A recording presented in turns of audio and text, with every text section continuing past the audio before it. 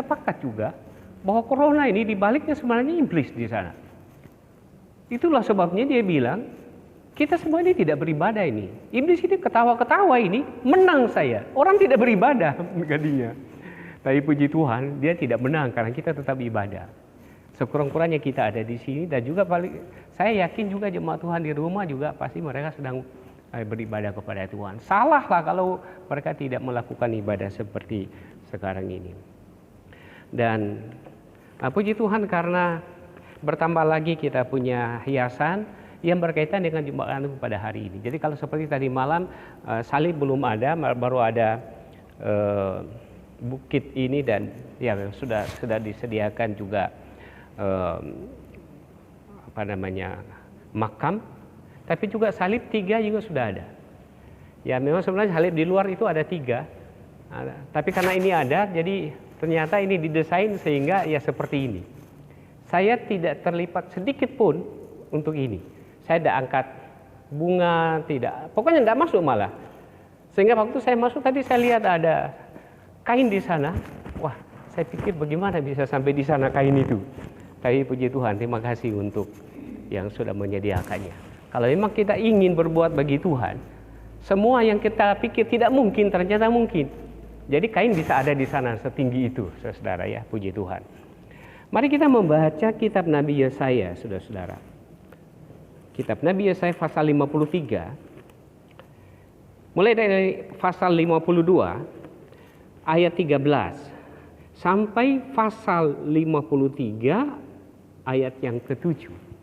Mari perhatikan baik-baik ini Bapak Ibu sekalian, karena pasal ini pasal yang begitu jelas, begitu detail tentang penderitaan, dan itu ditujukan kepada seseorang yang kita peringati penderitaannya pada hari ini, yaitu penderitaan dari Tuhan kita Yesus Kristus.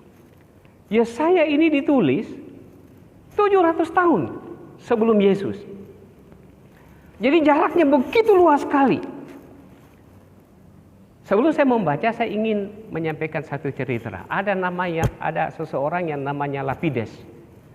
Lapides ini seorang Yahudi yang tinggal di Amerika. Lalu seorang pendeta membaca bagian ini. Yahudi kan tidak percaya Yesus. Jadi Lapides ini tidak percaya Yesus. Tapi dia bingung membaca ayat ini. Persis seperti yang dirayakan orang Kristen di Jumat Agung. Kesimpulannya dia yang bernama Lapides, orang Yahudi sudah menjadi kewarganegaraan Amerika, itu adalah bahwa orang Kristen telah memalsukan.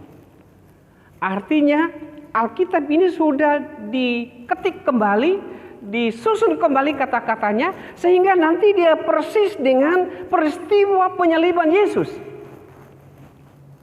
Lalu pendeta itu katakan bukan, itu asli. Dan dia tidak percaya. Lalu dia telepon ibunya di Israel, dia bilang, "Ma, tolong kirimkan saya Alkitab kita, Alkitab Yahudi." Mamanya kirimkan. Setelah sampai di Amerika dia baca, betul, tidak ada perubahan. Sehingga dalam Alkitab ini supaya saya ingat, saya tulis namanya, Lapides, saudara-saudara. Dan akhirnya dia menjadi orang Kristen. Satu gambaran yang begitu jelas tentang Mesias yang menderita. Mari kita baca ayat yang ke-13. Hamba Tuhan yang menderita. Dari pasal 52. Sesungguhnya hambaku akan berhasil. Ia akan ditinggikan, disanjung dan dimuliakan. Seperti banyak orang akan tertegun melihat dia. Begitu buruk rupanya. Bukan seperti manusia lagi. Dan tampaknya bukan seperti anak manusia lagi. Demikianlah ia akan membuat tercengang banyak bangsa. Raja-raja akan mengatupkan mulutnya melihat dia. Sebab apa yang tidak diceritakan kepada mereka akan mereka lihat. Dan apa yang tidak mereka dengar akan mereka pahami. Ayat pertama dari pasal 53. Siapakah yang percaya kepada berita yang kami dengar? Dan kepada siapakah tangan Tuhan dinyatakan? Sebagai taruk ia tumbuh di hadapan Tuhan, dan sebagai tunas dari tanah kering ia tidak tampan, dan semaraknya pun tidak ada sehingga kita memandang dia, dan rupa pun tidak sehingga kita menginginkannya. Ia dihina dan dihindari orang. Seorang yang penuh kesengsaraan dan yang biasa menderita kesakitan. Ia sangat dihina sehingga orang menutup mukanya terhadap dia. Dan bagi kita pun dia tidak masuk hitungan. Tetapi sesungguhnya penyakit kita lah yang ditanggungnya. Dan kesengsaraan kita yang dipikulnya. Padahal kita mengira dia kena tulah, dipukul dan ditindas Allah. Tetapi dia tertikam karena pemberontakan kita. Dan dia diremukkan oleh kejahatan kita. Ganjaran yang mendatangkan keselamatan bagi kita ditimpakan kepadanya. Dan oleh bilur-bilurnya kita menjadi sembuh. Kita sekalian sesat seperti domba. Masing-masing kita mengambil jalannya sendiri. Tetapi Tuhan telah menimpahkan kepadanya kejahatan kita sekalian. Dia dianiaya, tetapi dia membiarkan diri ditindas. Dan tidak membuka mulutnya seperti anak domba yang dibawa ke pembantaian, seperti induk domba yang keluh di depan orang-orang yang menggunting bulunya. Ia tidak membuka mulutnya. Demikian firman Tuhan. Kita mengatakan yang berbahagia adalah mereka yang mendengar dan melakukan firman Tuhan itu. Saudara sekalian yang dikasihi Tuhan, Jumat Agung adalah salah satu perayaan terbesar kita. Ya. Dia kalau dia diumpamakan sebagai sebuah tiang, dia sama tinggi dengan Natal, dengan Paskah, kenaikan Tuhan Yesus, turunnya Roh Kudus. Nah, ini perayaan-perayaan penting dalam agama Kristen. Ya, kali ini tidak bersama dengan Jumat. Dan ini sesuatu yang sangat luar biasa sebenarnya. Bisa-bisanya gereja tidak terbuka untuk perayaan atau peringatan Jumat Agung. Dan ini menyeluruh sejagat raya ini. Luar biasa ya pengaruh dari penyakit ini. Pagi hari ini seperti yang saya janjikan tadi malam dalam ibadah sejam di Getsemani, saya akan berbicara tentang 7 perkataan salib, saudara-saudara. Sangat penting untuk kita renungkan. Sangat penting sekali. Berisi kalimat atau kata-kata yang diucapkan pada saat yang sangat menyakitkan, sangat kritis. Dan juga diucapkan detik-detik akhir dari hidup Yesus di dunia. Setelah dia berumur 33 tahun. Inilah ucapan-ucapan yang dia lakukan, saudara-saudara sekalian. Tapi sebelumnya saya ingin sedikit mendeskripsikan penderitaan sebelum penyaliban. Ya, supaya nanti lebih kita memahami ucapan-ucapan yang Tuhan Yesus sampaikan di atas kayu salib itu. Penderitaan psikis atau kejiwaan. Apa yang dia alami, saudara? Begitu luar biasa tekanan dihadapi. Tekanan jiwa, tekanan hati, tekanan batin. Apa sebabnya? Karena betul-betul dia dipermalukan. Betul-betul dia direndahkan, saudara-saudara sekalian. Kita membaca dia dihina dengan kata-kata. Dia dilecehkan. Diludahi. Ya, coba bayangkan kalau seseorang meludahi Anda. Harga diri apa yang dimiliki oleh orang yang diludahi? Ditelanjangi. Kemudian ditinggalkan oleh orang-orang yang tadinya dekat dengan dia. Orang yang mengatakan mengasihi dia. Kalau kita baca di dalam kitab suci, semua murid melarikan diri. Kemudian dilupakan orang. Kalau kita baca dalam Alkitab berbicara berbondong-bondong, berduyun-duyun, sekelompok orang. Jadi banyak orang yang sudah ditolong oleh Tuhan Yesus. 5.000 orang diberi makan, disembuhkan. Lumpuh berjalan, buta melihat, tuli mendengar, mati dibangkitkan. Lalu pada waktu Yesus menderita, di mana mereka? Tidak ada. Bayangkan saja kalau saudara-saudara dilupakan orang. Dia mengatakan saya tidak pernah kenal kamu saja, padahal dia kenal kita, kita sudah sakit. Apalagi betul-betul kita dilupakan oleh semua orang. Dan itu dialami oleh Tuhan Yesus. Dan yang paling luar biasa adalah ketika 1 dari 12 murid itu juga menjual Tuhan Yesus, yang namanya Yudas. Tapi tadi malam kita sudah mempelajari bahwa pada hari Kamis setelah Yesus ditangkap dan diadili, dia bunuh diri. Dan inilah penderitaan jasmani, saudara, yang dialami oleh Yesus. Kitab suci mengatakan dia dibelenggu, diikat tangan, sehingga memang tidak berdaya, tidak bisa berbuat apapun. Ketika dia dibelenggu, dia ditampar. Ya, ditempelin ya, saudara ya. Mungkin berulang-ulang berkali kiri dan kanan. Dia ditinju. Dia dicambuk. Dan itu semua dilakukan pada waktu dia dibelenggu. Betul-betul sesuatu yang sangat brutal. Ada sebuah buku yang menceritakan tentang seorang dokter dari Amerika membuat sebuah penelitian seperti apa prajurit Roma kalau mengadakan hukuman cambuk. Pertama, dilakukan sekuat tenaga. Jadi bukan saja cambuk sekedar mengayunkan tangan, tapi sekuat tenaga. Lalu di ujung cambuk itu ada semacam besi yang tajam. Sehingga ketika cambuk itu sekuat tenaga dicambukkan kepada terhukum, maka ketika ditarik, kulitnya akan terpecah, akan robek. Dan ini yang mengejutkan saya, saudara-saudara, setelah saya membacanya. Orang yang dicambuk seperti itu sampai tulangnya dapat terlihat. Sampai perut ususnya itu bisa terlihat. Sehingga tidak mengejutkan bahwa ada yang mati hanya karena dia dicambuk. Karena kehabisan darah dan sakit yang tidak tertahankan. Ini dialami oleh Yesus.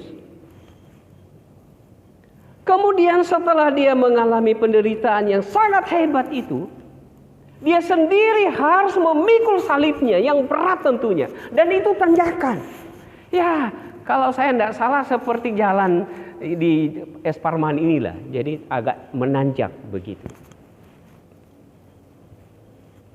Lalu ada 8 titik yang ditandai tempat Yesus itu terjatuh di situ. Yang kita kenal dengan Via Dolorosa. Tangan Yesus dipaku, dua belah pihak, kiri dan kanan, begitu juga kakinya. Jadi disatukan begitu. Jadi bukan saja sakit karena dipaku, saudara-saudara, tapi juga sakit akibat tangan yang terpaku dengan kaki yang terpaku menahan berat tubuh.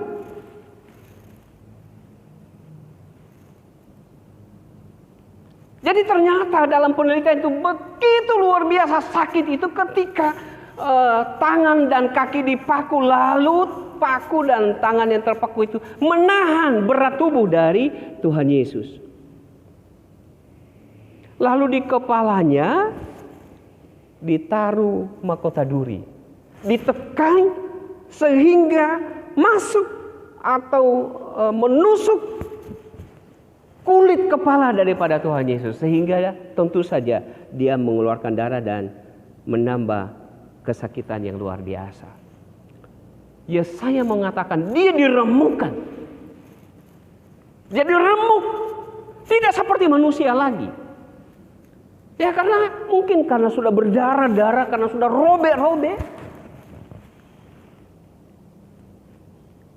Saudara sekalian yang dikasihi Tuhan, ada buku tentang penelitian khusus tentang Yesus. Ditulis oleh seorang yang tadinya ateis, namanya Lee Strobel. Saudara, kalau beli buku itu beli. Kalau ada buku itu beli. Luar biasa. Judulnya The Case for Christ. Puji Tuhan, pada akhirnya dia menjadi Kristen setelah membuat buku itu. Jadi dia mengadakan penelitian, lalu dia mewawancarai pendeta-pendeta dan mereka-mereka yang ahli di dalam bidang kesehatan. Saudara sekalian dikasihi Tuhan, setelah dia mendeskripsikan penderitaan salib itu, maka tidak ada kata, tidak ada kata, tidak ada kalimat yang bisa menggambarkan penderitaan itu. Jadi tidak ada kata, mau ucap apa untuk penderitaan sejak di Taman Getsemani sampai di atas Bukit Golgota. Sehingga dikatakan dibutuhkan satu kata khusus karena tidak ada kata-kata yang lain untuk menggambarkan penderitaan itu, dan namanya excruciating. Mungkin saudara-saudara tidak pernah dengar, saya juga sebelumnya tidak pernah dengar. Kata itu yang kalau boleh dikatakan diciptakan khusus untuk menggambarkan dan memperingati penderitaan yang tidak terkatakan, tidak terpahami itu.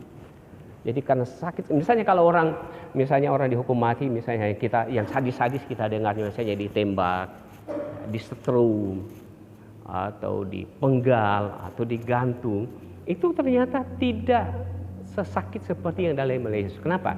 Jaraknya tidak lama dan bisa diprediksi kapan dia meninggal. Ya. Saya tidak bicara itu karena mengerikan juga, saudara ya. Lalu saudara sekalian yang kasih Tuhan, pada saat penderitaan yang amat sangat itu, Yesus mengucapkan 7 perkataan salib. Nah, itu yang kita renungkan.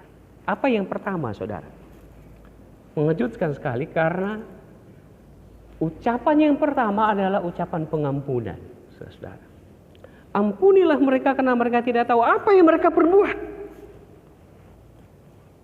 Jadi di tengah-tengah penderitaan yang tidak bisa kita membayangkan itu, Yesus masih bisa berdoa agar orang yang melakukan kejahatan terhadap dirinya diampuni. Wah, inilah ajaran kitab suci yang sangat dalam, sangat berharga. Ini bagaikan mutiara bagi kita. Mengampuni. Yesus melakukan itu tidak hanya diucapkan, dan justru pada saat yang sangat berat sekali. Mari melakukan ini dalam kehidupan sehari-hari. Sudah pasti apa yang kita alami, kalau umpamanya kita disakiti atau dikata-katai yang tidak baik orang lain, itu tidak seberapa. Lalu kita tidak mengampuni, berarti tidak terlalu jauh dari Yesus, saudara. Lalu yang kedua, Yesus mengatakan, hari ini juga engkau akan bersama-sama dengan aku di Taman Firdaus. Banyak maknanya, saudara, tapi saya ingin menyampaikan 2 hal. Pertama, bahwa sampai akhir hidup seseorang, yang penting dia masih bisa bernapas dan masih ada kesadaran dirinya, pengampunan itu, keselamatan itu masih diberikan. Jadi limit waktu yang sedikit, kalau orang masih sadar, masih bisa berbicara, seperti seseorang yang disalibkan di samping Yesus, kesempatan untuk selamat itu masih ada. Ini juga hal yang luar biasa, saudara, bahwa orang diberi kesempatan sampai akhir-akhir hidupnya. Dan yang kedua, saudara-saudara sekalian, supaya kita ingat bahwa ada Firdaus. Jadi di akhir hidup dalam kekekalan, saudara, hanya ada 2 tempat, Firdaus dan ada neraka. Firdaus biasanya kita sebut surga atau apapun namanya, tempat Tuhan bertakhta dengan orang-orang yang akan diselamatkan, dan ada neraka. Yesus berbicara bahwa orang yang hidup di dalam Tuhan, orang yang percaya kepada Tuhan, orang yang setia kepada Tuhan, tempatnya adalah Firdaus. Yang ketiga, saudara-saudara sekalian, perempuan. Ini Yesus mengatakan kepada ibunya, perempuan, inilah anakmu. Lalu dia katakan kepada murid-muridku, inilah ibumu. Apa artinya ini, saudara-saudara? Poin ini juga berbicara 2 hal. Pertama, pengakuan dan penghormatan kepada ibunya. Jadi sampai akhir hidupnya dia tetap menghormati ibu yang melahirkan ketika dia dilahirkan dan yang merawat dia ketika masih kecil. Jadi penting bagi kita, bagi saudara-saudara yang masih punya ibu, penghormatan dan pengakuan terhadap ibumu. Dan sekaligus yang kedua, saudara-saudara, bentuk tanggung jawab. Karena Yesus akan mati dan dia akan kembali ke surga setelah kebangkitannya, maka dia menyerahkan ibunya kepada murid-murid yang lain. Seakan-akan dia katakan, murid-muridku, pelihara mamaku, jagai dia, perhatikan dia. Yang keempat, saudara-saudara, Eloi, Eloi lama sabachthani. Masih ingat kata ekkrosesing tadi? Penderitaan yang amat sangat. Penderitaan sampai batas maksimum. Dan pada saat itu Yesus mengalaminya, Bapa di surga seakan-akan juga meninggalkan dia. Sebenarnya tidak, tapi memang karya keselamatan itu harus sempurna adanya. Jadi betul-betul dialami oleh Yesus sendiri sebagai Sang Juru Selamat, sebagai Mesias. Dan yang berikut, saudara-saudara yang dikasihi Tuhan, aku haus. Haus di sini menambah penderitaan dari Yesus. Tidak diberi makan dan minum sejak tadi malam. Lalu cairan di dalam tubuh semakin berkurang. Jadi secara manusia ia haus. Tapi sebenarnya ada makna rohaninya di sini. Dia haus akan keselamatan bagi banyak orang. Saudara-saudara, ini perlu penjelasan tersendiri. Yang keenam, saudara, sudah selesai. Kelihatannya biasa-biasa saja kata ini. Tapi ternyata kata ini kata kemenangan. Artinya karya penebusan sudah selesai, sudah dikerjakan. Saya sudah menang, saya sudah melakukannya. Pada waktu tadi malam kita peringati sejam di Getsemani, Yesus minta kalau ini mungkin. Jadi sebenarnya kalau itu mungkin, jangan sampai ia meminum cawan penderitaan itu. Tapi faktanya dia tetap meminum cawan penderitaan itu. Dan dia menjalaninya dengan keteguhan hati.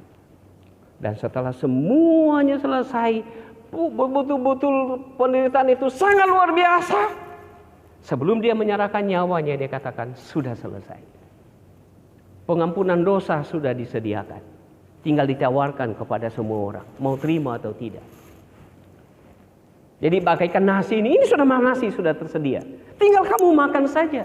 Sudah tersedia. Sudah selesai dimasak. Gitu. Dan puji Tuhan kita yang ada di sini dan yang di rumah pun sudah memakan makanan rohani itu. Kita sudah percaya kepada Tuhan. Dan yang terakhir, saudara-saudara, Bapa, ke dalam tanganmu kuserahkan nyawaku.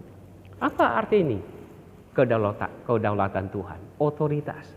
Artinya apa, saudara? Bahwa hidup matinya seseorang bergantung kepada Allah. Jadi walaupun Yesus menderita sedemikian hebatnya, sebagian orang mati sudah setelah dia dicambuk, tapi Yesus nanti dia menyerahkan nyawanya, baru dia meninggal. Kenapa? Karena hidup dan mati di tangan Bapa. Jadi dalam kondisi apapun, saudara ingat ini. Bahwa kalau Tuhan tidak perkenankan, kita tidak akan mati dengan apapun juga. Karena hidup matinya kita itu di tangan Tuhan. Akhirnya saudara sekalian, beberapa pesan terakhir dari perenungan ini. Pertama, tidak ada lain kecuali mari kita setia kepada Tuhan. Kapten Rahel tadi memilih lagu 407. Hingga ku mendapat mahkota. Kalau dalam kidung jemaat, sampai ajalku tiba. Jadi mari kita setia sampai akhir hidup kita. Kedua, mari kita meneladani dan mengikuti ajaran Yesus dalam hidup kita hari lepas hari. Memang tidak mudah. Bahkan nyaris tidak mampu kita melakukan kalau kita betul-betul membaca kitab-kitab Injil dan ajaran-ajaran rasul-rasul yang diilhami oleh Tuhan. Tapi dengan Roh Kudus Tuhan, kita akan dimampukan. Jadi mari kita melakukannya. Jangan begitu banyak yang kita tahu seperti ahli Torah dan orang Farisi yang saya khotbahkan tadi malam dikecam oleh Yesus karena pengetahuannya luas sekali, dalam sekali, tapi tidak mendarat, tidak dipraktikkan dalam hidup sehari-hari. Hidup dalam kasih, saudara, di rumah, di tempat pekerjaan kita, di komunitas di mana kita ada, anak-anak yang sedang di sekolah, di kampus, jadi berkat di sana. Kiranya Tuhan memberkati kita sekalian, saudara sekalian. Tetap setia kepada Tuhan, jangan patah semangat, jangan putus asa, saudara ya. Jangan gunakan kesempatan, aku mau tidur seharian, semalaman. Karena tidak ada gereja, tidak boleh keluar. Hati-hati, saudara ya. Jadi gunakan waktu-waktu yang ada untuk bertemu dengan Tuhan. Mari kita berdoa. Terima kasih Tuhan, kami boleh memperingati hari kesengsaraan-Mu. Baik kami yang ada di kompleks gereja dan juga jemaat Tuhan yang memperingatinya di rumah mereka masing-masing. Dan juga gereja-gereja yang lain, jemaat-jemaat Tuhan yang lain di berbagai tempat, termasuk di berbagai belahan dunia ini, yang pada hari ini tertuju hati kami semua tentang penderitaan yang dialami oleh Tuhan kami Yesus Kristus demi keselamatan kami. Terima kasih Tuhan, tolong kami untuk hidup sesuai dengan kehendak Tuhan. Tolong kami Tuhan supaya kami tetap setia sampai akhir hidup kami. Berkatilah kami semua Tuhan, limpahi kami dengan berkat kasih setia-Mu. Mari kita berdiri saudara-saudara, kita nyanyikan Berilah Berkat-Mu Allahku. Mari kita pulang dengan janji penyertaan Tuhan dan janji berkat-Nya untuk kita semua. Berilah berkat-Mu Allahku dari Sion, anugerah-Mu yang jadikan alam semesta, Roh, Anak dan Bapa Rahman. Amin. Tuhan memberkati kita semua. Sampai kita jumpa lagi di hari Paskah.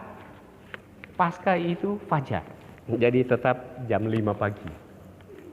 Jangan lama tidur supaya cepat bangun.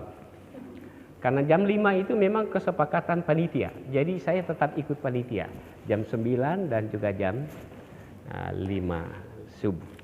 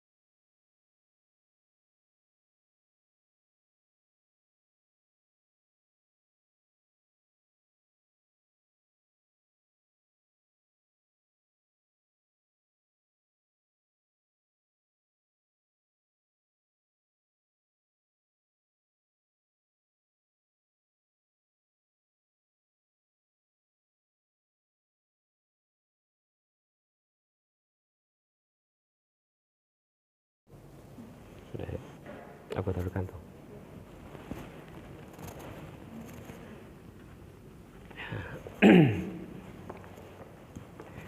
Saya kasih pengantar sedikit dulu ya, baru